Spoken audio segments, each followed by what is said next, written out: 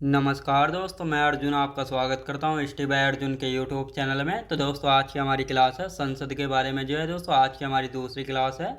तो दोस्तों वीडियो को अंत तक जरूर देखना ताकि सभी क्वेश्चन जो है आपको आसानी से याद हो जाएं। साथ ही दोस्तों अगर आप हमारे चैनल पर पहली बार आएँ तो हमारे चैनल को भी सब्सक्राइब कर लीजिएगा, साथ ही बेल आइकन को प्रेस कर लीजिएगा ताकि हमारे आने वाले वीडियो का नोटिफिकेशन जो है आप तक पहुँचता रहे। चलिए दोस्तों वीडियो को स्टार्ट करते हैं।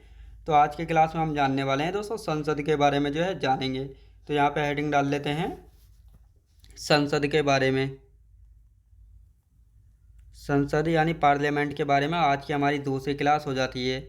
तो दोस्तों कल की क्लास में हम पढ़ रहे थे लोकसभा के बारे में।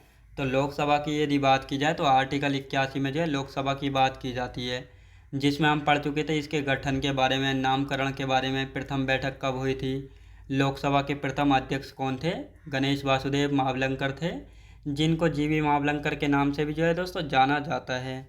और इनसे आगे की क्लास जो बचा हुआ टॉपिक्स है इनको आज की क्लास में हम कंप्लीट करने वाले हैं। तो लोकसभा के वर्तमान अध्यक्ष की यदि बात की जाए तो ओम बिरला हैं, जो कि 17वीं लोकसभा में चुने गए थे और वर्तमान में 18वीं लोकसभा है, तो इसके भी जो है अध्यक्ष हैं वर्तमान में भी।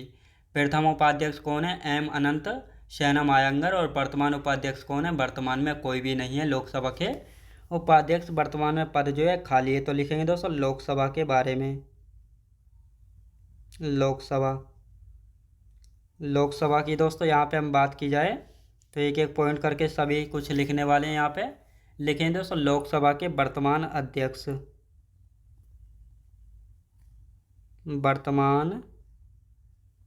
अध्यक्ष। लोकसभा के वर्तमान अध्यक्ष की यदि बात की जाए तो ओम बिरला, याद रखेंगे ओम बिरला। कौन है दोस्तों? ओम बिरला हैं, जो कि 17वीं और 18वीं लोकसभा के अध्यक्ष हैं, याद रखेंगे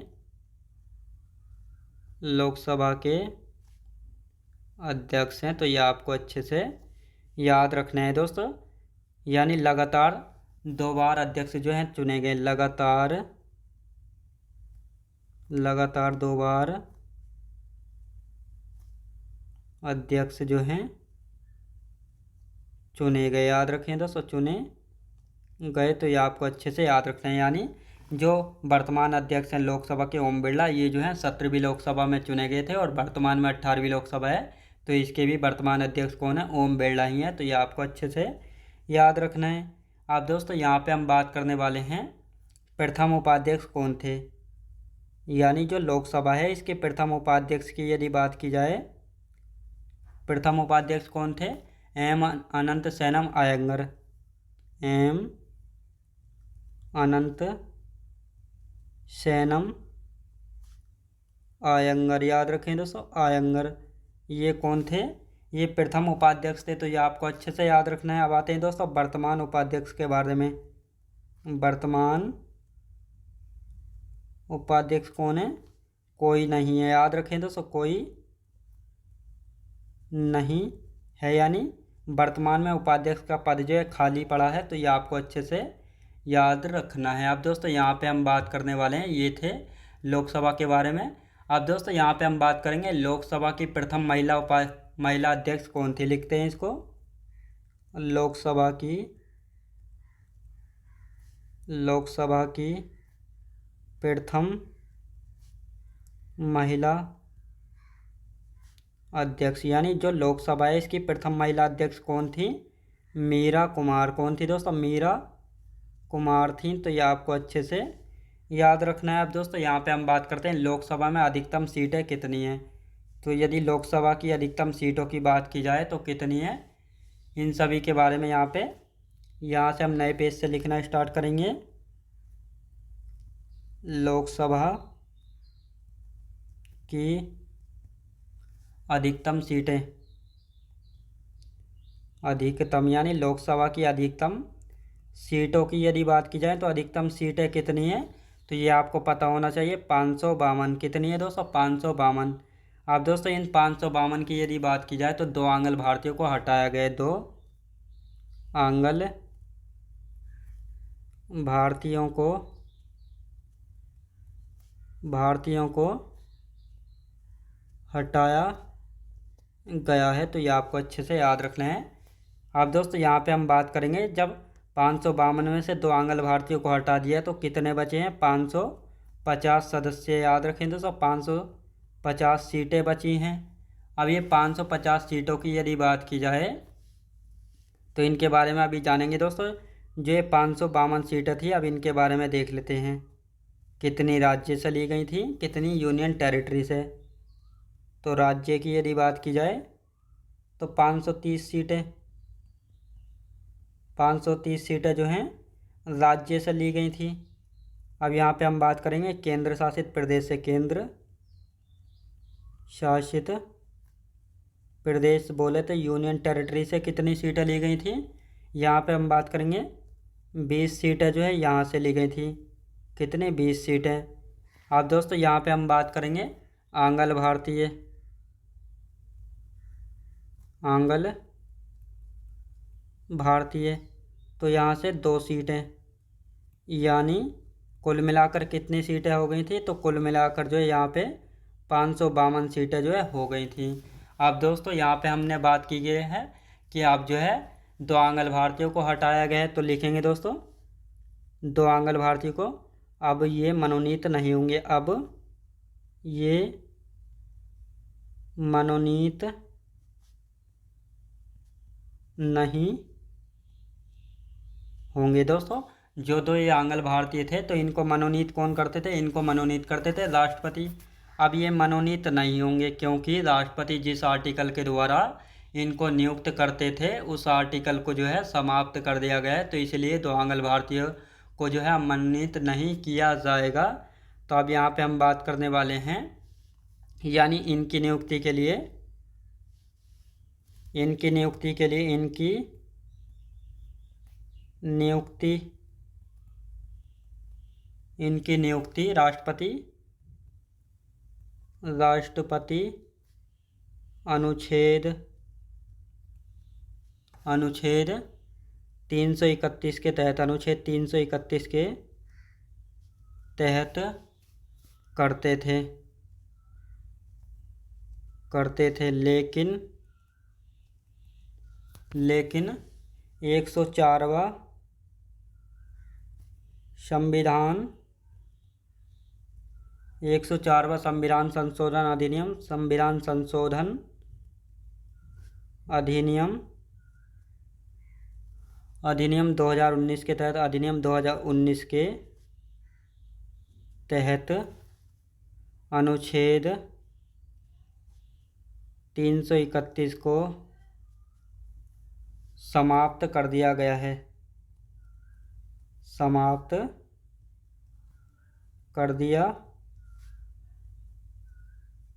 गया है। इसीलिए जो है अब दोस्तों इनको मनोनीत जो है नहीं किया जाएगा, तो ये आपको अच्छे से याद रखना है। अब दोस्तों यहाँ पे हम बात करेंगे वर्तमान में लोकसभा की सीटें कितनी हैं। तो ये जो है हमने अधिकतम देख लिए, अब वर्तमान की देख लेते हैं। वर्तमान में लोकसभा की सीटें, लोकसभा की सीटें, यानी वर्तमान में लोकसभा की सीटों की यदि बात की जाए तो वर्तमान में जो है लोकसभा की कितनी सीटें हैं, तो इन सभी के बारे में हम बात करने वाले हैं। 543। कितनी सीटें हैं दोस्तों? 543 सीटें हैं। और ये 543 सीटें जो हैं यहाँ पे इनको 2 भागों में जो है बांट लेते हैं। तो यहाँ पे हम बात करेंगे दोस्तों 543 सीटों की। यहाँ से राज्य से कितनी ली गई हैं और यूनियन टेरिटरी से जो है कितनी ली गई हैं, तो लिखेंगे दोस्तों, यानी राज्यों से कितनी ली गई हैं, तो 524। याद रखें दोस्तों, 524 सीटें कहाँ से ली गई हैं? 524 सीटें जो हैं राज्यों से ली गई हैं। और यहाँ पे हम बात करेंगे केंद्र शासित प्रदेश से। केंद्र शासित प्रदेश की यदि बात की जाए तो दोस्तों यहाँ पे हम बात करेंगे 19 सीटें। 19 सीटें जो हैं केंद्र शासित प्रदेश से जो है ली गई हैं। किस में ली गई हैं? लोकसभा में। तो ये आपको अच्छे से याद रखना है। याद रखें दोस्तों, कितनी? 543 सीटें वर्तमान में है लोकसभा में। अब यहाँ पे हम बात करेंगे जब हमारा मूल संविधान लागू हुआ था 26 जनवरी 1950 को, तो हमारे मूल संविधान में कितनी सीटें थी? 500 सीटें थी। अब दोस्तों ये वर्तमान में कितनी है? 543 सीटें हैं। तो कौन कितनी सीटें जो है किस संविधान संशोधन के तहत जो है जोड़ी गई थी, तो इन सभी के बारे में चर्चा करेंगे। तो लिखेंगे दोस्तों मूल संविधान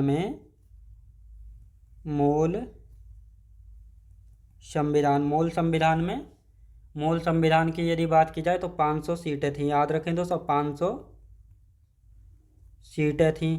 500 सीटें थी किसमें? लोकसभा में।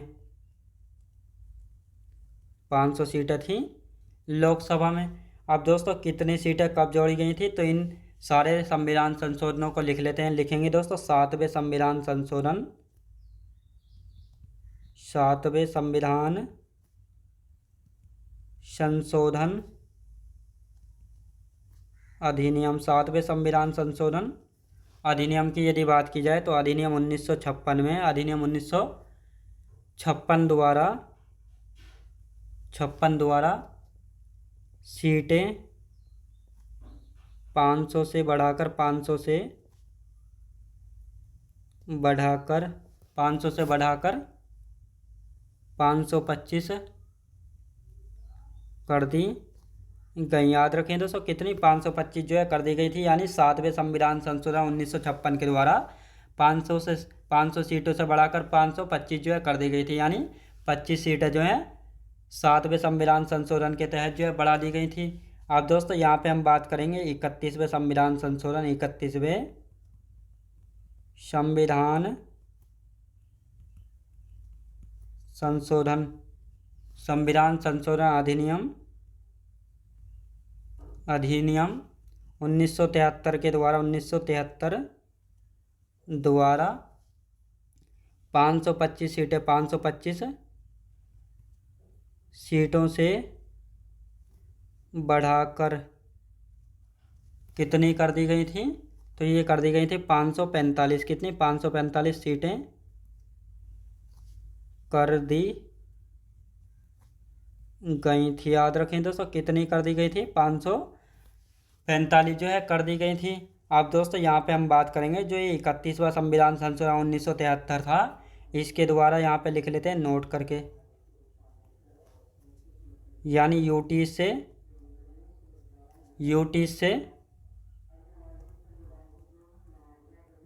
सीटें जो हैं 25 से घटाकर 25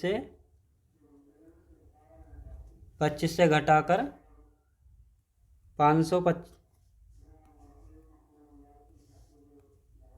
25 से घटाकर जो है दोस्तों कितने? 25 से घटाकर 20 सीटें कर दी गई। याद रखें दोस्तों 20 सीटें कर दी। अब दोस्तों यहाँ पे हम बात करते हैं कितनी सीटें कर दी गई थी, तो यूटी से 25 सीटें आती थी, लेकिन 31वें संविधान संशोधन 1973 के द्वारा 20 सीटें जो हैं कर दी गई थी। तो दोस्तों अब यहाँ पे हम बात करते हैं गोवा दमनदीप अधिनियम 1987 द्वारा 545 सीटों से बढ़ाकर कितनी? 552 सीटें जो हैं कर दी गई थी। तो इस पॉइंट को भी जो है यहाँ पे लिख लेते हैं। लिखेंगे दोस्तों गोवा दमनदीप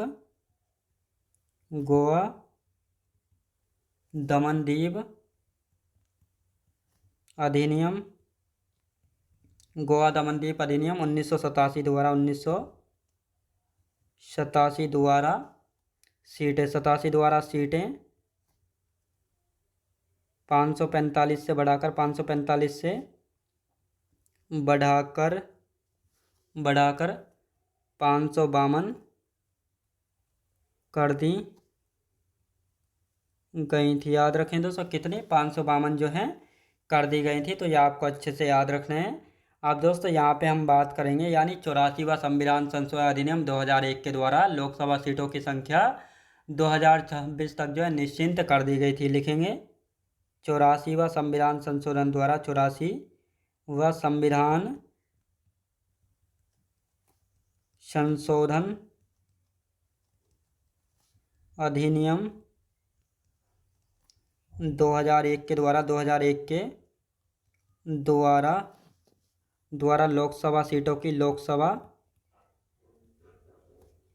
लोकसभा सीटों की संख्या 2026 तक निश्चित कर दी गई थी। याद रखें दोस्तों, कर दी गई थी, तो ये आपको अच्छे से याद रखना। आप दोस्तों इनका एक बार रिवीजन कर लेते हैं, फिर इससे आगे की चर्चा जो है हम यहाँ पे करेंगे। तो आप दोस्तों यहाँ पे हम बात करते हैं लोकसभा। लोकसभा की यदि बात की जाए तो लोकसभा के वर्तमान अध्यक्ष कौन है? ओम बिरला हैं, जो कि 17वीं लोकसभा में चुने गए थे, और वर्तमान में 18वीं लोकसभा है। तो 18वीं लोकसभा के भी जो है वर्तमान अध्यक्ष कौन है? ओम बिरला हैं, जो कि लोकसभा के अध्यक्ष हैं। और लगातार 2 बार अध्यक्ष चुने जाने वाले कौन से अध्यक्ष हैं? ओम बिरला हैं। तो ये भी आपको अच्छे से याद रखना है। अब प्रथम उपाध्यक्ष कौन थे? एम अनंत सेनम आयंगर जो है लोकसभा के प्रथम उपाध्यक्ष थे। वर्तमान की बात करेंगे, वर्तमान उपाध्यक्ष कोई नहीं है, इनका पद खाली पड़ा है। लोकसभा की प्रथम महिला अध्यक्ष कौन थी? मीरा कुमार थी। तो लोकसभा की प्रथम महिला अध्यक्ष कौन थी? मीरा कुमार थी। अब यहाँ पे बात करेंगे लोकसभा की अधिकतम सीटें कितनी है? 552 हैं। कितनी? 552, जिनमें से 2 आंग्ल भारतीयों को हटाया गया है। अब 550 सीटें जो है बची हैं।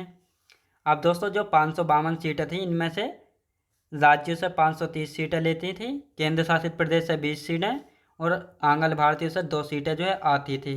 लेकिन अब ये आंग्ल भारतीय मनोनीत नहीं किए जाएंगे। आंग्ल भारतीय से क्या मतलब होता है? आंग्ल भारतीय से मतलब होता है कोई विदेशी व्यक्ति जो भारत में आकर भारत की नागरिकता ले लेता है और भारत का नागरिक बन जाता है, तो दोस्तों उसको जो है आंग्ल भारतीय जो है कहा जाता है।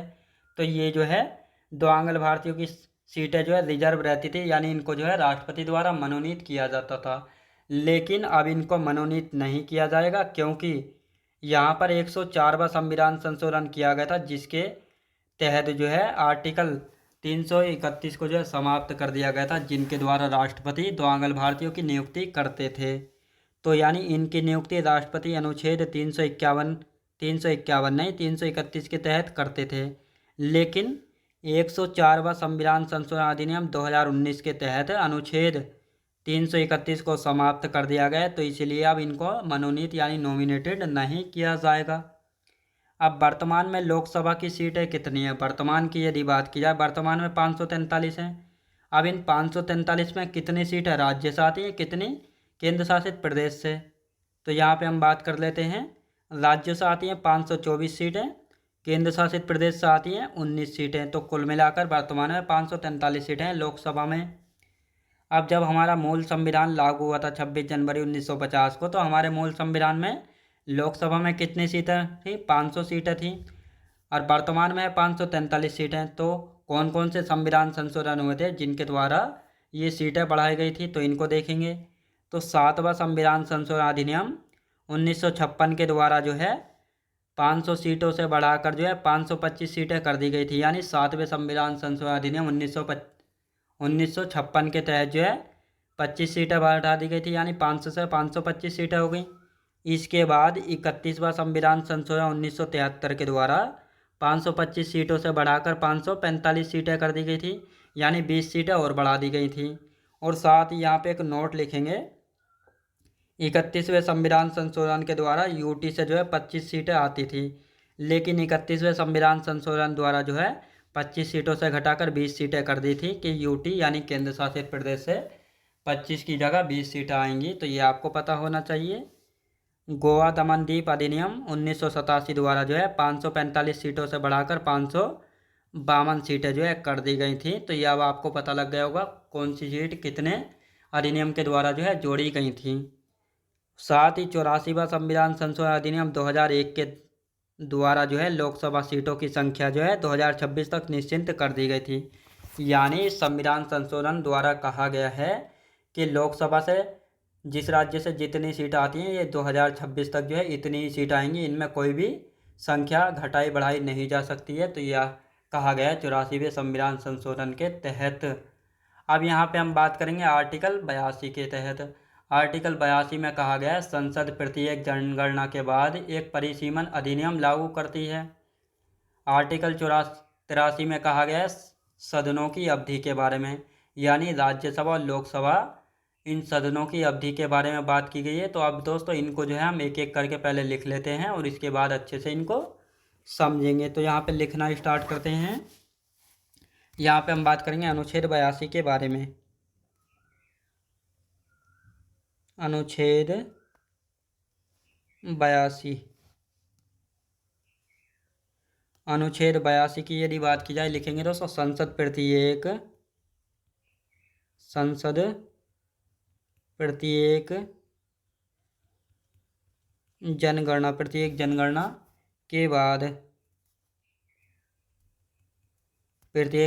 के बाद एक परिसीमन अधिनियम लागू करेगा। परिसीमन अधिनियम लागू करती है। अब यहाँ पे हम बात करते हैं दोस्तों, यानी आर्टिकल 82 हमने देख लिया। यहाँ पे हेडिंग डालेंगे आर्टिकल 83 के बारे में। अनुच्छेद 83 की यहाँ पे हम बात कर लेते हैं। तो अनुच्छेद 83 में जो है किसके बारे में जो है बात की गई, लिखेंगे दोस्तों सदनों की अवधि के बारे में। सदनों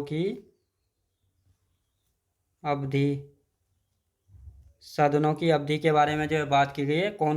तो लोकसभा के कौन कौन से सदन है? एक राज्यसभा है, एक लोकसभा। तो ये दोनों सदन किसके हैं?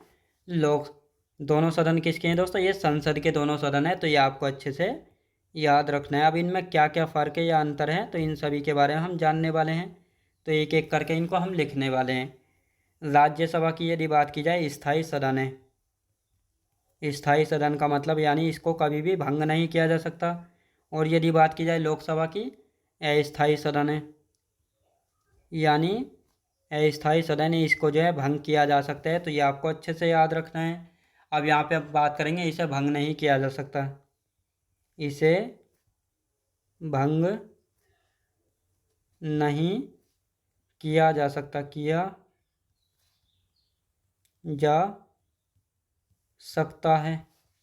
इसे भंग किया जा सकता है। इसे भंग किया जा सकता है। तो ये आपको अच्छे से याद रखना है। आप दोस्तों यहाँ पे हम बात करेंगे सदस्यों का कार्यकाल।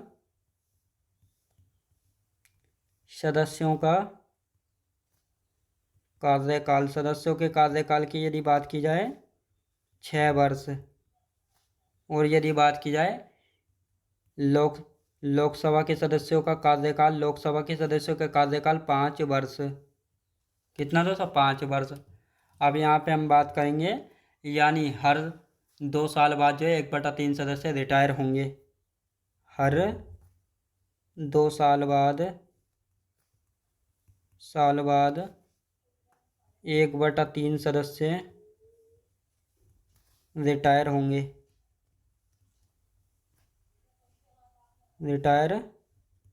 तो ये आपको अच्छे से याद रखना है। अब दोस्तों यहाँ पे हम बात करते हैं आर्टिकल किसके बारे में? आर्टिकल 84 के बारे में। और इसके बाद जो है संसद के सत्रों के बारे में जो है जानेंगे। तो यहाँ पे हेडिंग डाल लेते हैं अनुच्छेद 84। अनुच्छेद 84 के बारे में यहाँ पे हम बात कर लेते हैं। अनुच्छेद 84 की यदि बात की जाए, तो दोस्तों इसमें जो है किसके बारे में बात की गई है? इसमें बात की गई है संसद की सदस्यता के लिए योग्यता। संसद की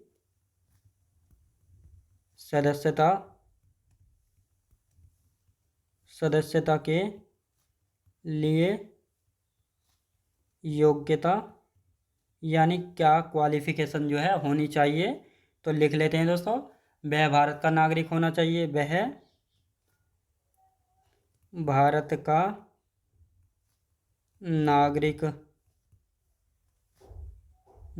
होना चाहिए। और साथ ही दोस्तों यहाँ पे हम बात करते हैं राज्यसभा में। राज्यसभा का सदस्य चुने जाने के लिए आयु कितनी होनी चाहिए? आयु की यदि बात की जाए तो 30 वर्ष होनी चाहिए। और साथ ही दोस्तों लोकसभा के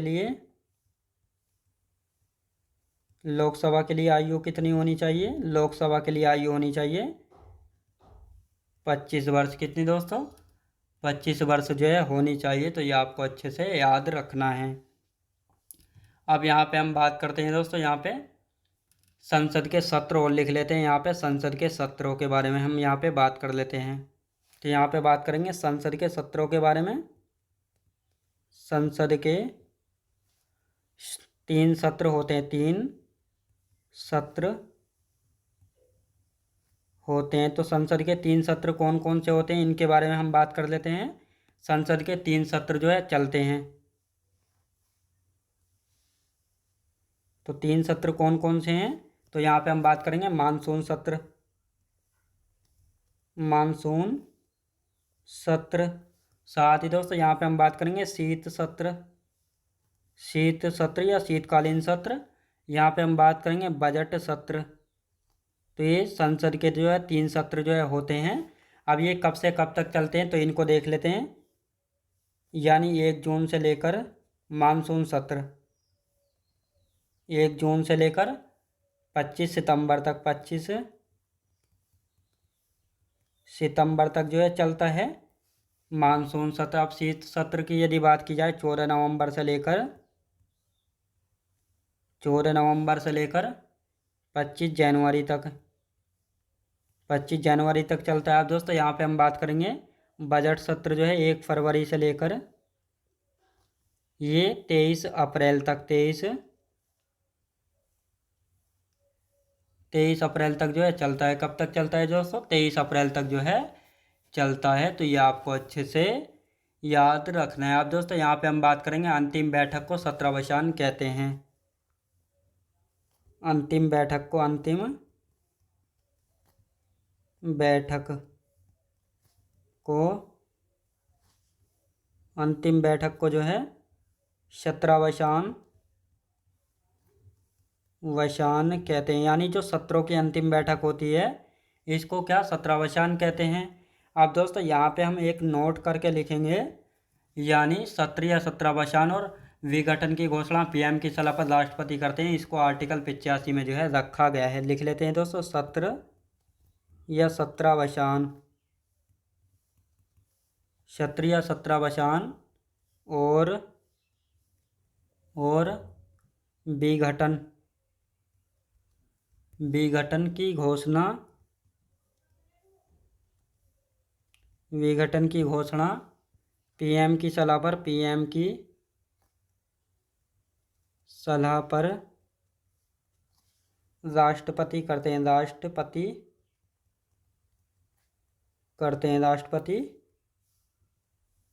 करते हैं। तो ये आपको अच्छे से याद रखना है। इसको जो है अनुच्छेद 85 में रखा गया, अनुच्छेद 85 में जो है रखा गया है। तो दोस्तों अब इसका जो है यहाँ पे हम रिवीजन कर लेते हैं ताकि आप सभी को अच्छे से याद हो जाए। तो यहाँ पे हम बात करेंगे आर्टिकल 82 की। आर्टिकल 82 की यदि बात की जाए तो संसद जो है प्रत्येक जनगणना के बाद एक परिसीमन अधिनियम लागू करती है।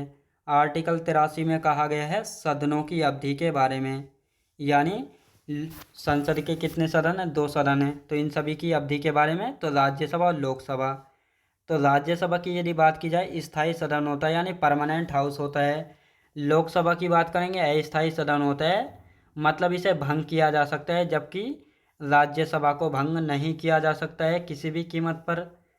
राज्यसभा के सदस्यों का कार्यकाल 6 वर्षों का होता है, जबकि लोकसभा के सदस्यों का कार्यकाल 5 वर्षों का होता है। कहने को तो दोस्तों राज्यसभा क्या है, राज्यसभा कहने को तो उच्च सदन है, लेकिन जो वास्तविक शक्तियाँ होती हैं वह लोकसभा के पास ही होती हैं। तो ये आपको अच्छे से याद रखना है। और साथ ही दोस्तों हर 2 साल बाद जो है 1/3 सदस्य रिटायर होंगे, किसके, राज्यसभा के। तो ये आपको अच्छे से याद रखना है। साथ ही अनुच्छेद 84 में कहा गया है संसद की सदस्यता के लिए योग्यता, यानी जो संसद के सदस्य हैं इनको चुनने के लिए क्या क्या क्वालिफिकेशन होनी चाहिए। वह भारत का नागरिक होना चाहिए। राज्यसभा के लिए आयु होनी चाहिए 30 वर्ष। लोकसभा के लिए आयु होनी चाहिए 25 वर्ष। कितनी दोस्तों, 25 वर्ष जो है होनी चाहिए। संसद के 3 सत्र होते हैं, कौन कौन से, मानसून सत्र, शीत सत्र और बजट सत्र। मानसून सत्र 1 जनवरी से यानी 1 जून से लेकर 25 सितंबर तक जो है चलता है। साथ ही शीत सत्र जो है 14 नवंबर से 25 जनवरी तक। बजट सत्र 1 फरवरी से लेकर 23 अप्रैल तक जो है चलता है। तो ये आपको अच्छे से याद रखना है। साथ ही सत्रों की अंतिम बैठक को सत्रावसान कहते हैं। यहाँ पे नोट लिखेंगे। क्षत्रिय सत्रावसान और विघटन की घोषणा प्रधानमंत्री की सलाह पर राष्ट्रपति करते हैं, जिसको आर्टिकल 85 में बताया गया है। तो ये आपको अच्छे से याद रखना है। तो दोस्तों आज की क्लास हमारी यहीं तक रहेगी और इससे आगे का जो बचा हुआ है इसको हम कल की क्लास में कंटिन्यू करेंगे। तो दोस्तों मैं उम्मीद करता हूँ आपको वीडियो क्वालिटी, कंटेंट वगैरह सभी कुछ आपको पसंद आया होगा। पसंद आया तो लाइक शेयर और सब्सक्राइब करना बिल्कुल भी ना भूले। साथ ही दोस्तों अगर आप हमारे चैनल पर पहली बार आएँ तो हमारे चैनल को भी सब्सक्राइब कर लीजिएगा। साथ ही बेल आइकन को प्रेस कर लीजिएगा ताकि हमारे आने वाले वीडियो का नोटिफिकेशन जो है आप तक पहुंचता रहे। चलिए दोस्तों मिलते हैं नेक्स्ट वीडियोज़ में।